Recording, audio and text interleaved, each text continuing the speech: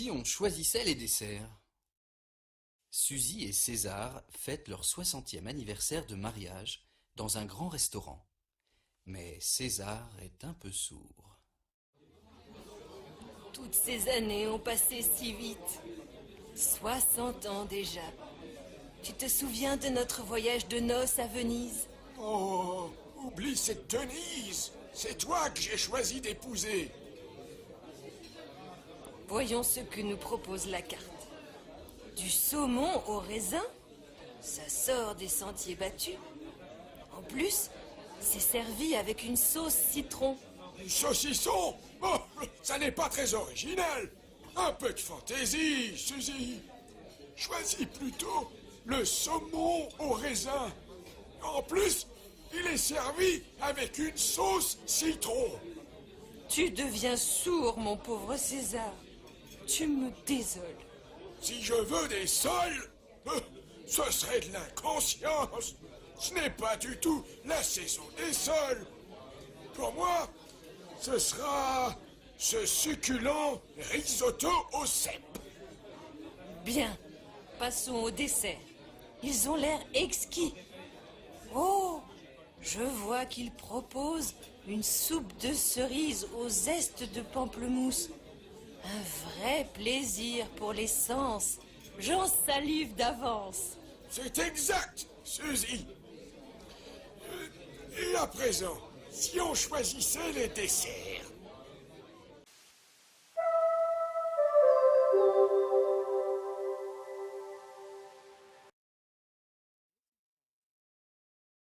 En route pour la chasse aux chemisiers. Sacha accompagne sa sœur dans les magasins. C'est la période des soldes. Sandra, nous voilà chez le 7e marchand de chaussures. Quel supplice, ce shopping. Encore un peu de patience, Sacha.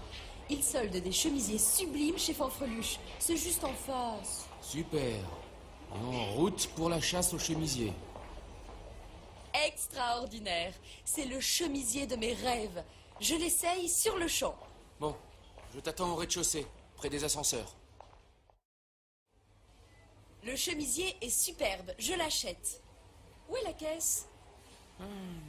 Au bout de cette immense queue. Tu es sûr de vouloir acheter ce chemisier? Bien sûr. À ce prix, c'est une chance inespérée. Une chance pour le commerçant. Regarde sur la manche.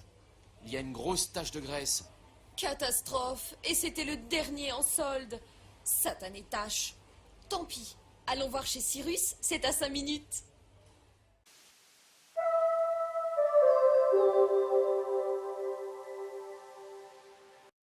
Notre budget est trop juste. Dans une station balnéaire. Pour John et Janine, c'est la fin des vacances. Pour fêter dans la joie la fin de notre séjour, je suggère qu'on déjeune au jardin magique. John, le jardin magique, c'est pour les privilégiés de la jet set, pas pour des gens comme nous. Encore une idée de génie. Ne joue pas les rabat-joie. Mais tu as raison, notre budget est trop juste. Ah, j'ai une autre idée. Allons investir notre argent au jeu. Imagine un peu, quelques pièces dans l'un de ces jackpots, et à nous le jardin magique. Le jackpot et tous ces jeux d'argent, c'est bon pour les jobards. Et puis, rappelle-toi cette prodigieuse partie de blackjack. Tu as bien failli perdre ta chemise et même ton jean. Que tu es désobligeante. Eh bien, adieu, jardin magique, et bonjour à toi, triste jambon beurre.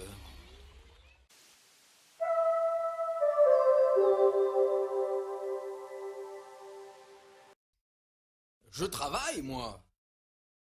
À un carrefour embouteillé. Vous gênez le passage. Soyez gentil, monsieur. Dégagez le passage, par pitié. Dégager le passage? Je n'ai pas ça dans mes projets. Je travaille, moi. D'ailleurs, c'est vous qui gênez. À vous de bouger votre voiture. Je n'en crois ni mes yeux, ni mes oreilles. Je suis attendue pour déjeuner, et je suis déjà en retard. J'enrage. C'est bien dommage. Bon, allez, d'accord. Je suis prêt à vous arranger. Mais venez m'aider à décharger ces cajots. Et plus vite que ça. Oh! Espèce de goujat! Grossier personnage! Des injures à présent. Jusque-là, je suis resté gentil. Mais plus question que je m'en aille. Voyez-vous, s'il le faut, j'ai de quoi patienter toute la journée avec mon journal.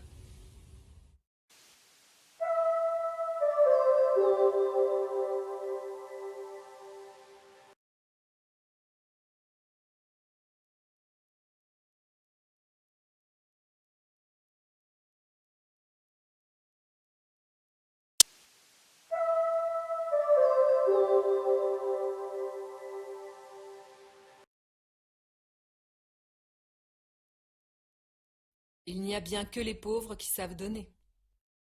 Dans une gare de banlieue, Victor, un vagabond, fait l'aumône.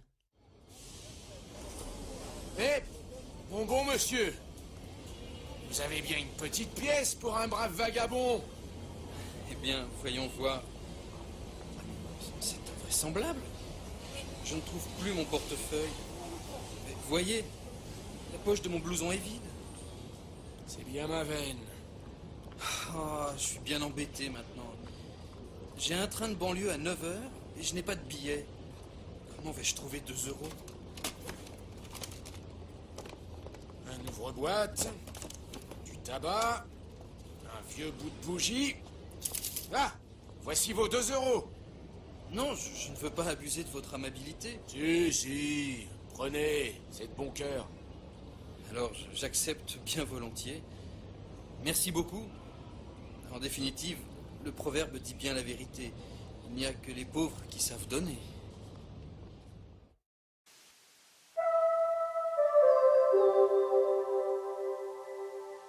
Le coupable, c'est le beau-père du boucher.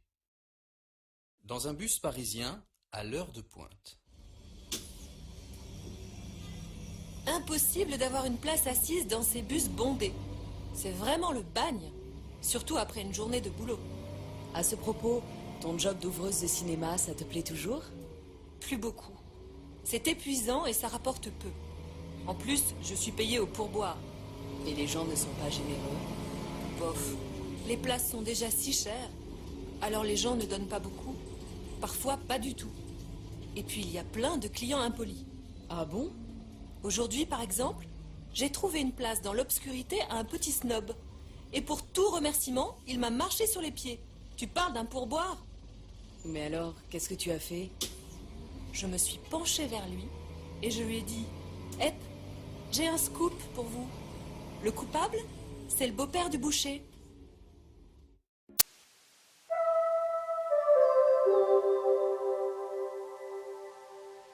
Montpellier, Perpignan ou Saint-Cyprien? 3 amis préparent un voyage d'été dans le Languedoc-Roussillon. Je viens d'acheter un guide de la région du Languedoc-Roussillon. Regardez. Vous sentez? C'est le parfum des vacances, non? Effectivement. Regardons la carte. Je propose qu'on plante la tente à Montpellier. Mon oncle m'a parlé de la plus ancienne faculté de médecine dans cette ville. Ah non, pas Montpellier, trop grand. Et puis l'ambiance dans les campings de ville, non merci. Je préfère qu'on s'installe tout près de la mer. À Saint-Cyprien, par exemple. Eh bien moi, je propose Perpignan. Ce n'est pas loin de la mer et en plus, c'est une ville intéressante. Qu'en pensez-vous? Bien, quand partons-nous? Léon et moi avons posé nos vacances du 20 au 30 septembre. Oh non! Je n'ai qu'une semaine impossible en septembre et ça tombe en plein dedans.